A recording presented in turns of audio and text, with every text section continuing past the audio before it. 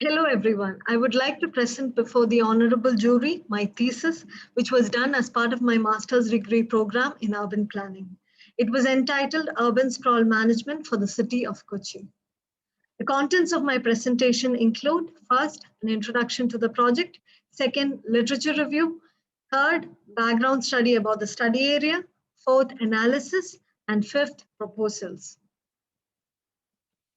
The aim of my project was to study the pattern of urban spatial growth of the city of Kochi from an urban sprawl perspective and to formulate a policy framework for managing the urban sprawl of Kochi. There were four objectives to this study. Firstly, to understand what is urban sprawl, the various impacts, and the various methods of analyzing urban sprawl and ways to control or manage it. It was done using the review of various literature sources and case studies. Second objective was to study the urban spatial growth of Kochi and also to identify the most critical underlying factors influencing this urban growth. Third objective was to analyze urban sprawl of Kochi with respect to these critical influencing factors. And the fourth objective was to suggest a management framework for regulating the urban growth pattern, emphasizing on sustainable development. This was the methodology followed for the study. Now, what is urban sprawl? Urban sprawl is the low density, scattered, discontinuous, automobile dependent development of the urban area, encroaching into the suburban and rural areas.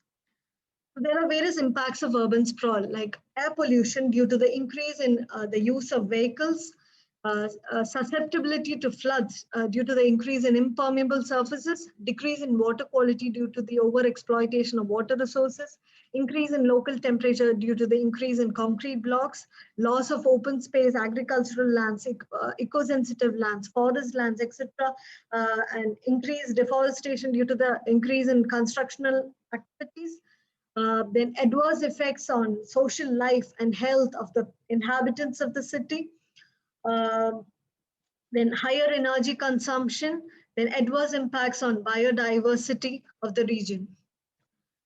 Now, to analyze urban sprawl, satellite images can be used to perform image classification, and this LULC data extracted from these satellite images can be quantified to understand the temporal changes in the land use, land cover.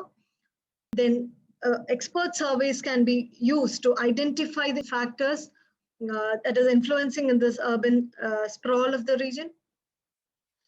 Then to calculate the weightage of these influencing factors and the combination of these two data, that is the weightage of the influencing factors and also the LULC data, can be used to prepare predictive models to simulate future urban growth. There are various planning instruments to control or manage urban sprawl. There are various concepts like new urbanism, transit-oriented development, urban village, compact city, eco-city, urban growth boundaries, green belt, zoning regulations, development incentives and disincentives, etc. And various ways of implementing these planning instruments like transfer of development rights and air rights development, for transferring the development rights from one location to the other, and public-private partnership arrangement for the development of social infrastructure facilities, then urban landscape management, and also smart growth. It itself as a concept can help in curbing urban sprawl. A background study of the study area. The location of the study area: Kochi is a major port city and is situated on the southwest coast of India in the state of Kerala, and it is the commercial capital of Kerala. And why Kochi was taken as a study area is because Kochi is situated in Ernakulam, which is the most urbanized district in Kerala, and the city of Kochi was very badly affected during the floods of late, and it is self-explanatory of the urbanization issues faced by the area. Now, we can see from the table and also the graph that the urban population is continuously increasing over the years. And from this graph of urban density versus urban area, we can see that from 1971 to 2011, the urban area is increasing, whereas the urban density is decreasing. So this declining urban density shows us that there is low density development of the urban area outside the city center. we can see that from the maps of taluk-wise urban population percentage of the Ernakulam district, comparing 2001 and 2011, we can see that the taluks of Kochi and Kanayunnur, which contain the Kochi Corporation region, for these two taluks, the taluk-wise urban population percentage has increased, but we can also see that the neighboring taluks of Kunnattunadu and Aluva, Paravur, etc., in these taluks also the urban population percentage is has increased from 2001 to 2011. And from various sources, we can understand that the population of Kochi city region is expected to reach 2.3 million by 2031 and around 5 million by 2051. So it is important that we provide facilities for this growing population to ensure good quality of life for the expected future population of the study region. Now, to understand the urban growth of Kochi based on demographic changes, firstly, population density, we can see that Kochi Corporation is having very high population density of around 7,000 persons per square kilometer. But we can also see areas of high population density outside the Kochi city region, and also a low density development spreading outside the urban core. Now, in the map of population concentration pattern, to understand the population, the distribution of 1/3 population of the district, we can see that it is spread out in a particular direction, away from the city corporation area. Now, the population growth rate map shows that there are areas of higher population growth rate outside the Kochi city region. In fact, the population growth rate of these LSGs are even more than some of the LSGs within the Kochi city region. We can also see that the functional character of the LSGs of the Ernakulam district. In this map, we can see that there are semi-urban and urban areas outside the Kochi city region.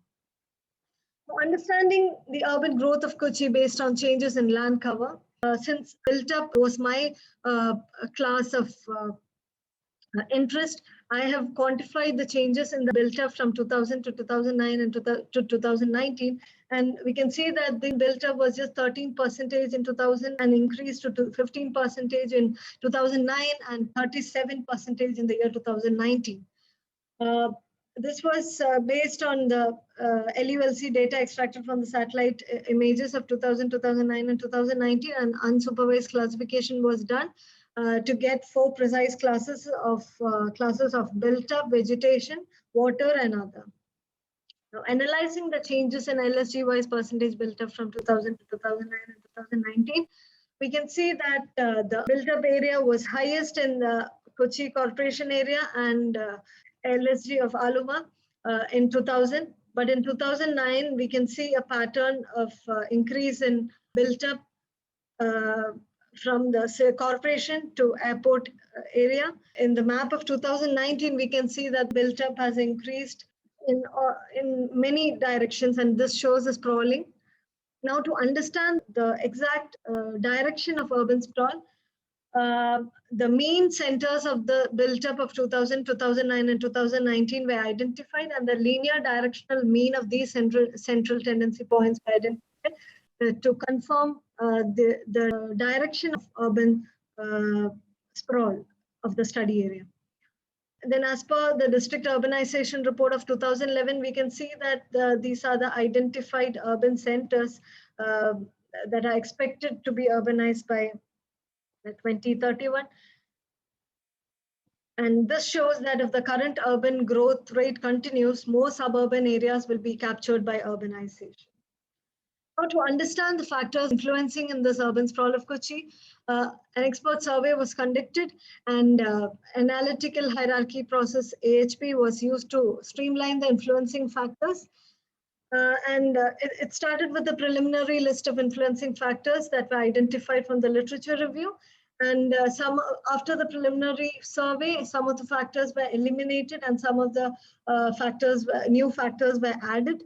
And with this modified list of influencing factors, another main survey was conducted, and these were the list of most critical influencing factors identified for our study area.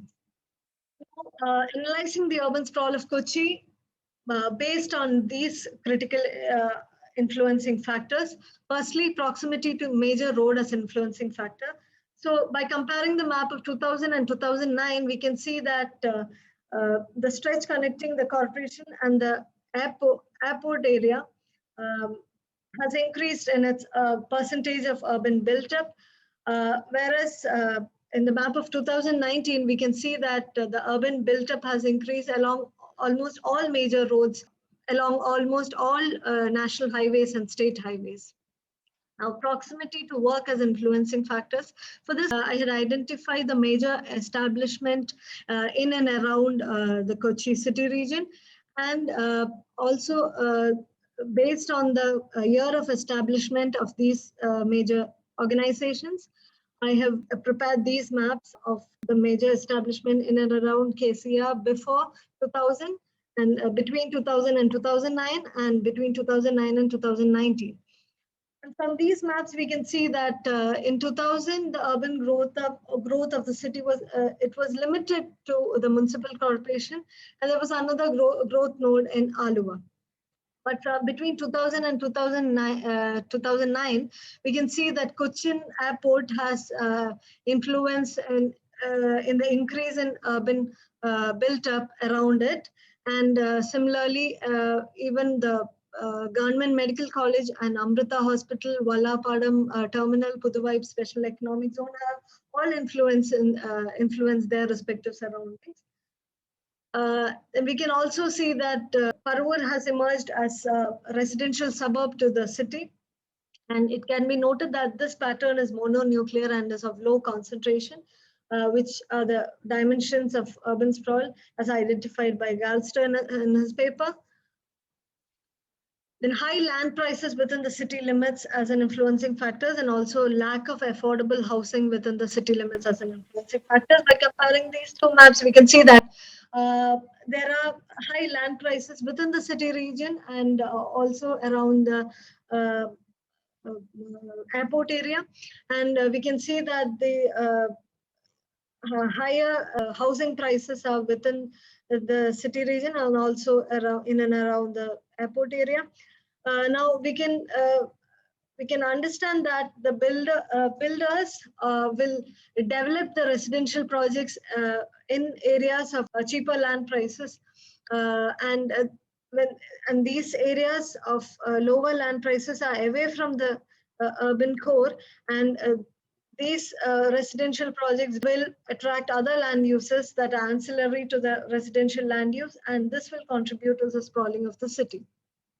Proximity to public amenities as an influencing factors. For this, standard deviational ellipse of apartments, which identified as high density residential, and standard deviational ellipse of villas, that is low density residential, were studied. And we can see that the standard deviational ellipse, which is a measure of the directional distribution of these sample points.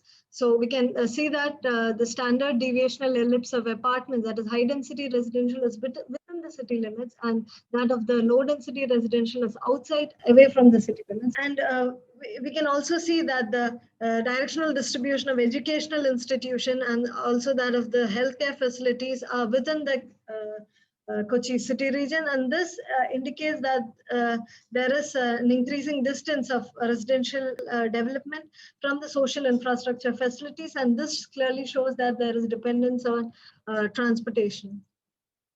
A proximity to transportation hub as an influencing factors, we can see that the stretch connecting city and at the airport and the direction in which the city is sprawling to is well connected by road, railway, and metro rail. And we can see that the percentage of built up around the major transportation hubs has increased from 2000 to 2019. And this shows that transportation hubs has influenced in the development of these areas.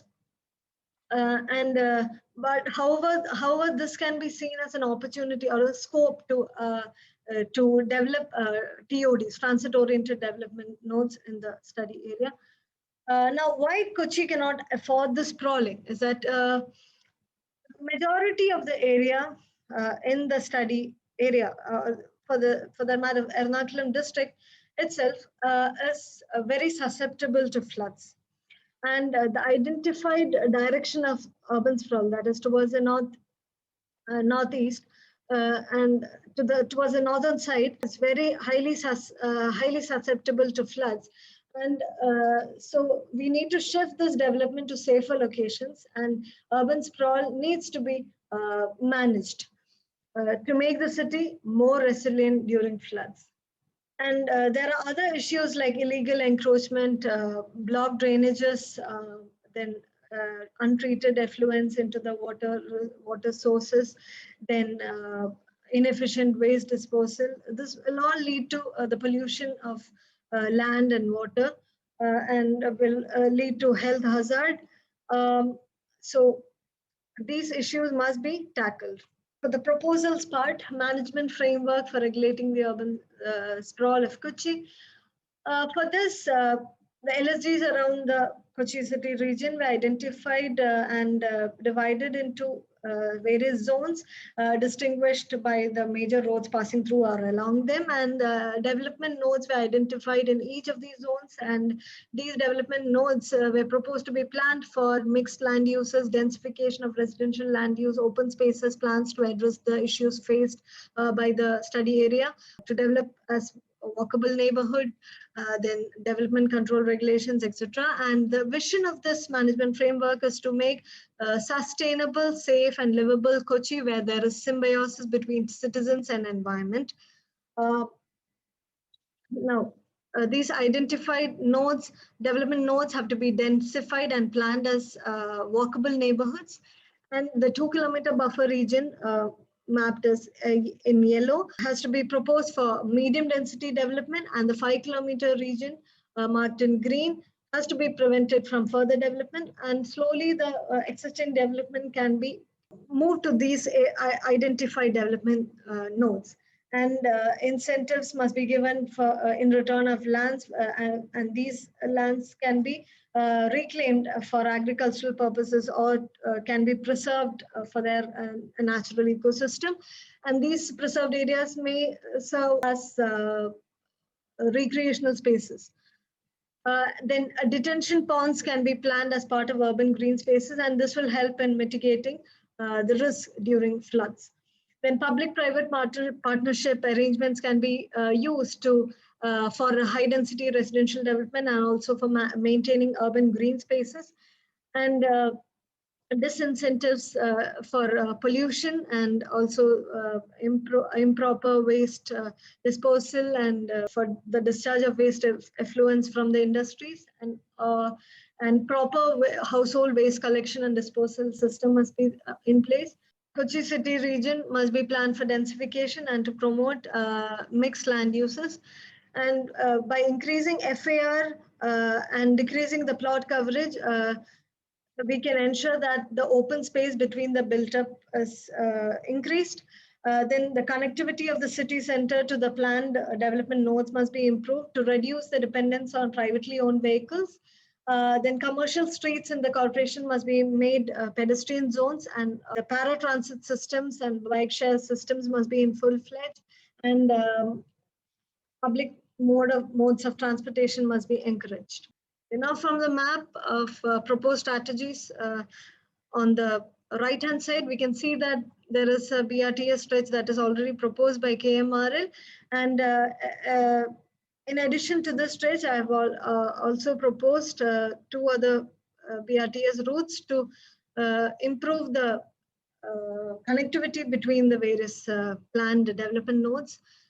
And also by improving the public transportation network, we can ensure that people use these public modes of transportation instead of using their privately owned vehicles. And this will help in reducing the pollution. Now, before proposing bicycle lanes, we have to confirm that these road stretches are suitable for the use of bicycles. and a transit-oriented development can be proposed even within the city region. For example, around Vaitla Mobility Hub. And one of the development nodes is explained in detail, and the identified development node was the development node in Zone 3, which is situated in an area in which the city is sprawling to. With the existing land use map and with the introduction of new land use types like residential commercial and residential commercial public to improve the mix of land uses in the development node. And with this new proposed land use map, the land use mix of the development node has increased from 0.674 to 0.81. And also developers can get land by land pooling or using TDRs, and build, operate, transfer can be used to develop green spaces, urban green spaces, and overall expenditure for detention pond is reduced by using such land management techniques. Because otherwise the construction of detention ponds becomes expensive due to the high land prices. Natural gradient of the terrain can be used to plan for biostrips through which the water can be channeled into the detention pond. And using these natural nature-oriented techniques, flood risk can be mitigated. In this study, I have used this rational hydrograph model to identify the suitable dimensions of the detention pond required for this development node, and I have identified suitable land for proposing these detention ponds. And now, as a conclusion, urban sprawl, we now know that it has various major environmental, social, and economic issues, and is very unsustainable. And since the 21st century, Kerala has undergone a tremendous increase in its urban population, and it has witnessed the emergence of several new towns, mostly in the periphery of existing towns. And in our study area, we have seen that the urban built-up has increased from 13% in 2000 to 37% in 2019. And this uncontrolled urban growth is unsustainable. And we have also seen that Kochi was substantially affected during the Kerala floods of 2018 and 2019. And I am sure that using these proposed strategies and the management framework, a suitable phase-wise plan can be prepared, and we can successfully curb the urban sprawl of the city of Kochi, and it will help us in making Kochi more sustainable, safer, and livable. Thank you.